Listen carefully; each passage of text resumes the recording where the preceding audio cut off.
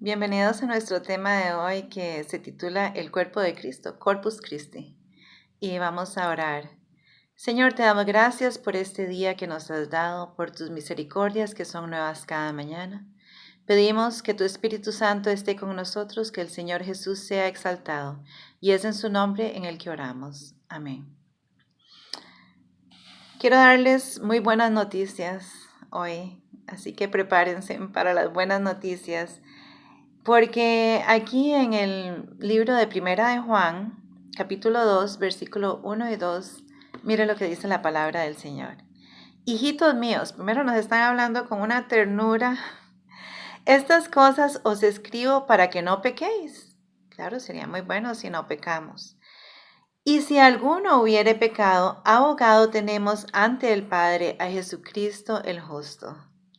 O sea que hay un remedio, no debemos de darnos a la desesperación. Si hemos pecado, lo lindo sería que no pecáramos, pero si hemos pecado, abogado tenemos ante el Padre ¿a quién? A Jesucristo el justo. Y el versículo 2, mire lo que dice. Él es la propiciación de nuestros pecados, y no solo por los nuestros, sino por los de todo el mundo. Cuando nuestro Señor Jesucristo se entregó a la humanidad, se entregó por toda la raza humana. O sea que si nosotros no queremos ser salvos es porque en realidad es nuestra propia decisión. Pero el Señor nos extiende la salvación completa y plena a toda la humanidad. Y es un Padre muy amante. A mí me llama mucho la atención en la manera en que el Señor nos habla en su palabra, con tanta ternura, con tanto amor, que algunas veces nosotros siempre deberíamos de aprender a hablar de la manera en que Dios nos habla con tanta aceptación y amor. Ahí en el versículo 3 del Salmo 139, que es un salmo maravilloso, si tuviéramos tiempo, pues lo leeríamos todo, pero dice, mi senda y mi acostarme ha rodeado. Dios nos ha rodeado con su gracia, nos ha abrazado, nos ha acercado. Si nosotros ya queremos salirnos de esa cerquita y servir al mundo y servirle a Satanás, ya es nuestra propia decisión, pero Dios aquí nos está diciendo, los amo, quiero estar con ustedes, no los voy a dejar, no se aparten, pero Él nos da también el libre albedrío que es parte también de su amor. Vamos a regresar ahora al libro de San Juan, Mateo, Marcos, Lucas, Juan, para los que están familiarizándose apenas con la escritura, y vamos a visitar el capítulo número 6 y el versículo 37. Dice, todo lo que el Padre me da, vendrá a mí, y el que a mí viene, no echo fuera. Esto no lo estoy diciendo yo, ni lo está diciendo el presidente de la República, ni lo está diciendo el magnate más grande del mundo, lo está diciendo el creador del universo, el Dios del cielo, de la tierra, el que te formó, el que te dio vida, el que no es hombre para que mienta. Él dice, si vienes a mí, no te echo fuera. Él está poniendo su palabra y está diciendo eso. Es tan importante.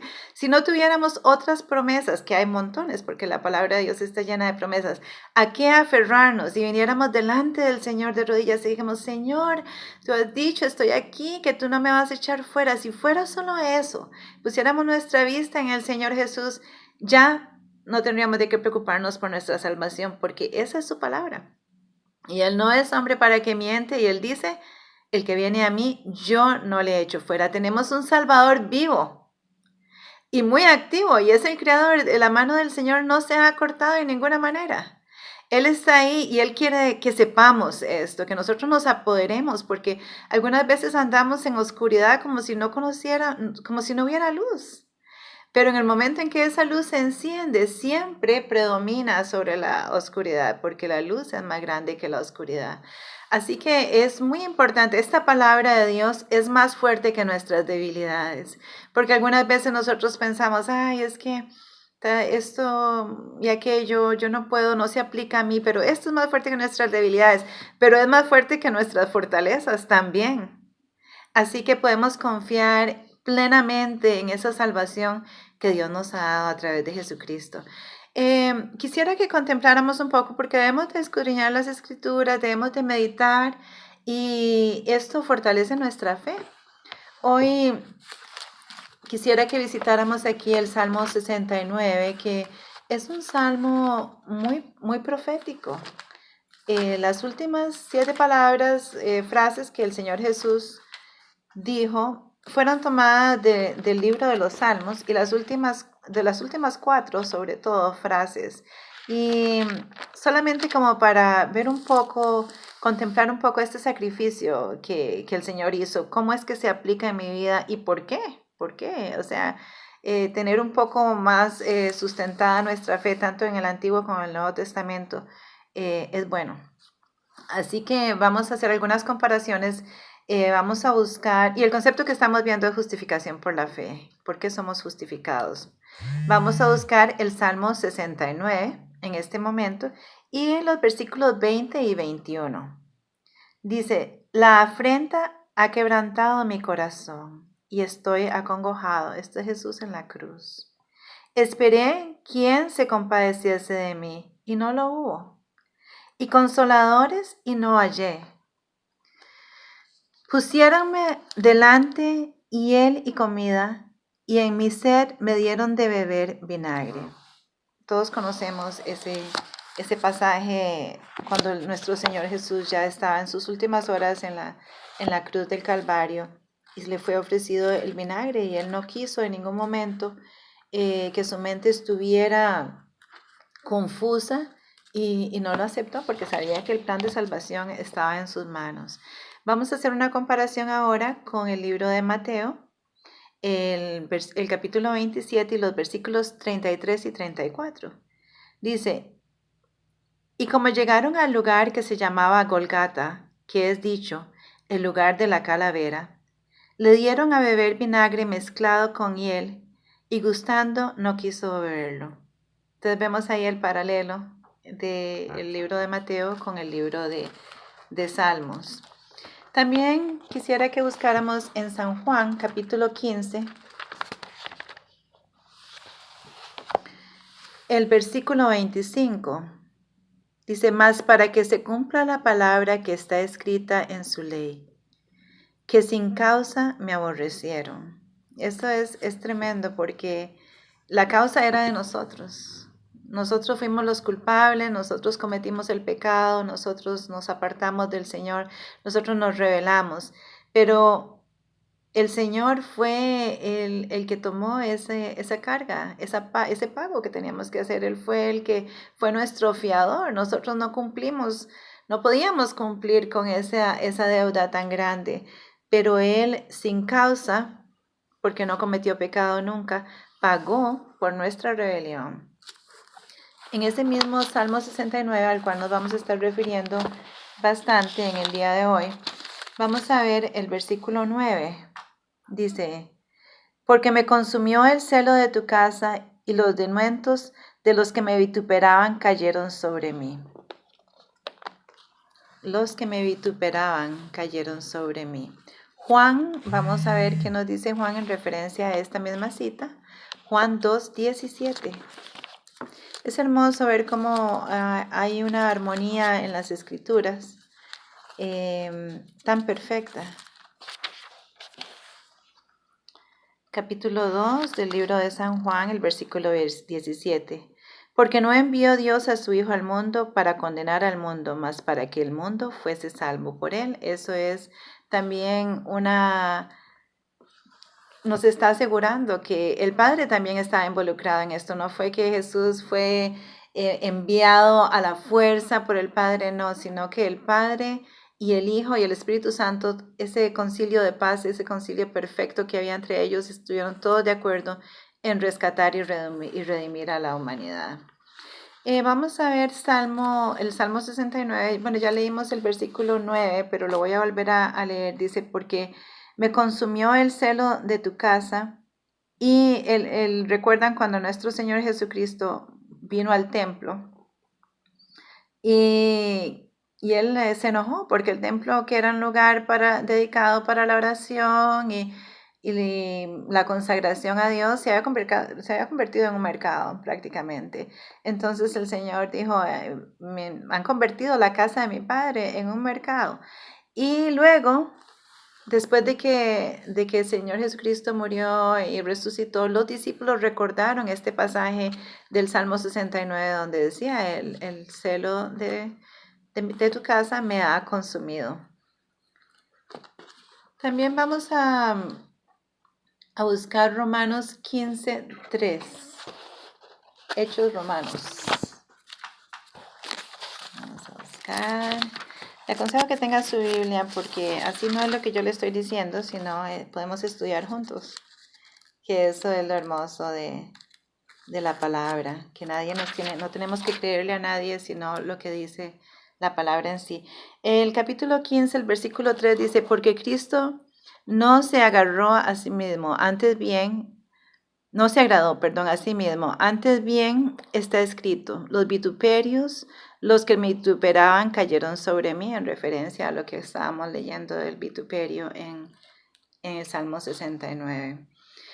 Pero ahora, ya teniendo un poquito de base en la armonía de las escrituras con el Antiguo Testamento y el Nuevo en referencia a este tema en particular que estamos viendo de la crucifixión y la redención del ser humano, vamos a ver un pasaje en el libro de San Juan, capítulo 6.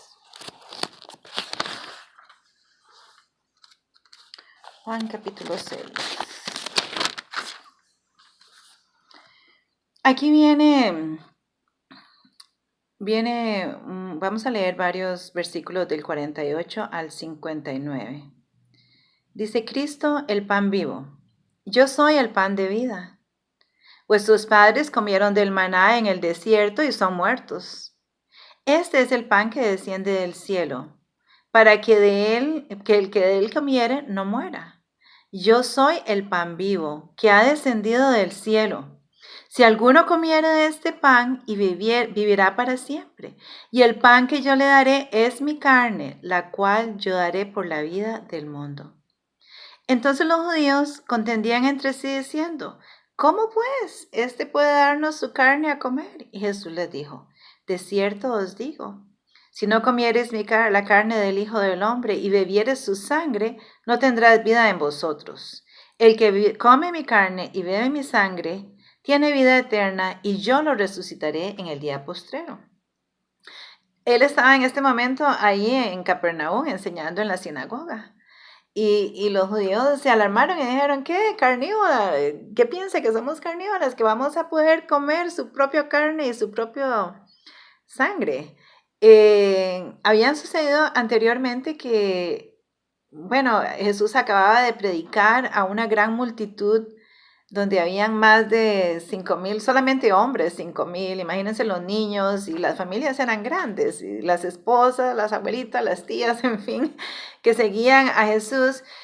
Y el deseo del pueblo judío en ese momento era tener un libertador político social para venir a quitar el imperio romano, que era un imperio sumamente fuerte y que los tenía muy oprimidos. Entonces ellos llegaron a pensar en ese momento, bueno, aquí está el hombre militar que necesitamos. Este hombre no tenemos que llevar municiones de comida, él nos va a dar comida del cielo. Ni siquiera tenemos que pensar en llevar a la Cruz Roja porque se enferma alguien, él inmediatamente lo sana o incluso si llega a morir, lo resucita. Entonces el Señor Jesús tenía que eliminar este concepto de que él no iba a ser ese Mesías que él estaban esperando como un libertador político, sino que el pan que ellos iban a tener que comer era su cuerpo y su sangre. Fue un concepto sumamente difícil para ellos, para entender, pero esto es la justificación por la fe. Si nosotros no comemos su cuerpo, no tenemos su sangre, entonces no podremos ver el reino de los cielos, porque él pagó el precio, pero él murió uno por todos. Así que cuando él murió, todos en él morimos. Es recibir esa salvación que solamente él puede darnos, que es algo eterno, no se limita a lo terrenal, va más allá de esto. Pero el concepto fue tan duro para la gente que escuchaba, y eran multitudes, mucha gente que lo seguía. En este momento él tenía mucha gente que lo seguía, que cuando oyeron esto, se apartaron. Dice el versículo 66. Desde esto, muchos de sus discípulos volvieron atrás y no andaban con él. Entonces Jesús, viendo a los 12, les dije, ¿qué haréis vosotros? ¿Te iréis también? Pero respondiéndole Simón Pedro dijo, Señor, ¿a quién iremos? Tú tienes palabras de vida eterna. Entonces es como un barco, ellos vieron como un barco que se estaba hundiendo y se tiraron y muchos no volvieron. Esto seguramente causó dolor en el corazón de nuestro maestro porque él se dio cuenta que sí, lo que estaban buscando era otro. No captaron el concepto de que era aún más grande, que el don de Dios es muchísimo más grande, es inmensurable, es eterno, es algo que abarca más que este pequeño paréntesis que llamamos vida en la tierra. Así que en ese momento Pedro, ¿verdad? Él en una expresión de fe dice, pero ¿a quién iremos? Si nosotros sí sabemos que solo tú tienes palabras de vida, solo tú tienes palabras eternas. Sí, la salvación era muchísimo más de lo que los judíos estaban esperando, que era algo terrenal y pasajero. Esto es algo perdurable, eterno, y es para todos, para toda la raza humana que quiera aceptarlo, porque Dios no nos fuerza. Es muy importante que contemplemos a nuestro Señor Jesús yendo paso a paso en su trayectoria por esta tierra, siendo el que se sacrificó por nosotros, siendo nuestro redentor, como Él llevó los pasos en su carne como si Él mismo hubiera pecado, aunque Él nunca pecó, pero cargó los pecados de la humanidad. Si tienen tiempo, busquen Isaías 53. Todo el capítulo habla acerca del Mesías, de la redención, cómo Él nos cargó todas las cosas. El perfecto tuvo que cargar con la imperfección. El príncipe de paz tuvo que vivir esta guerra en este planeta. La pureza tuvo que llevar en sí la impureza. En sí, todos los pecados de la humanidad, cualquiera, porque Él fue tentado en todas las cosas, pero sin pecar. Es por eso que en Él podemos encontrar una redención. Porque si Él solamente fue tentado en algunas cosas, entonces la salvación no se extiende para aquellas cosas en las que Él no fue tentado.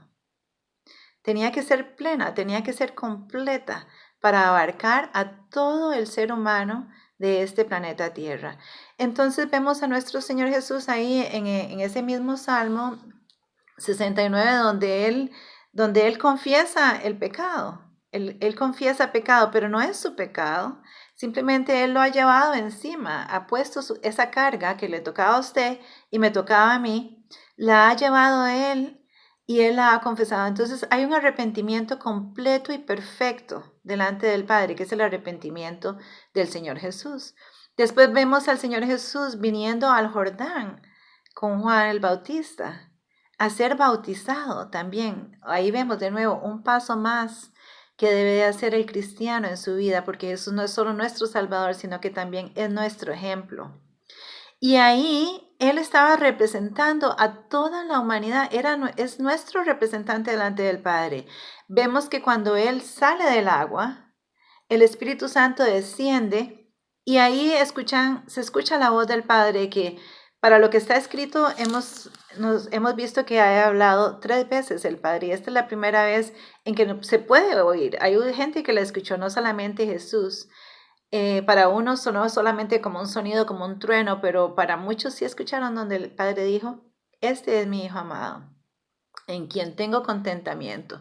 Cuando el Padre dijo esto de Jesús, que es la cabeza del cuerpo, estaba aceptando el sacrificio de Jesús en una forma plena para usted, para mí, sí, también para su vecino, también para su para la persona para la que usted trabaja, también para sus enemigos, para todos. Para todos en ese momento Él estaba aceptando en Jesús a la humanidad. Y así mismo como Él dice, este es mi Hijo amado en quien tengo contentamiento, así al vernos aceptados en el amado que es Jesús, así el Padre nos ve a nosotros también, como si nunca hubiésemos pecado. Y es la vida nueva, porque el que está en Cristo es una nueva criatura. Las cosas viejas han pasado, donde el Espíritu Santo empieza a transformar nuestras vidas.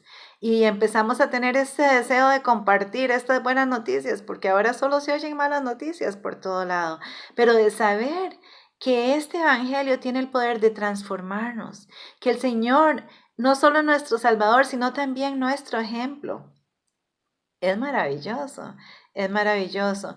Así que la aceptación del Padre es completa, es plena. Vamos a ver aquí en el libro de Efesios 1:6. Gálatas, Efesios. Librito pequeño.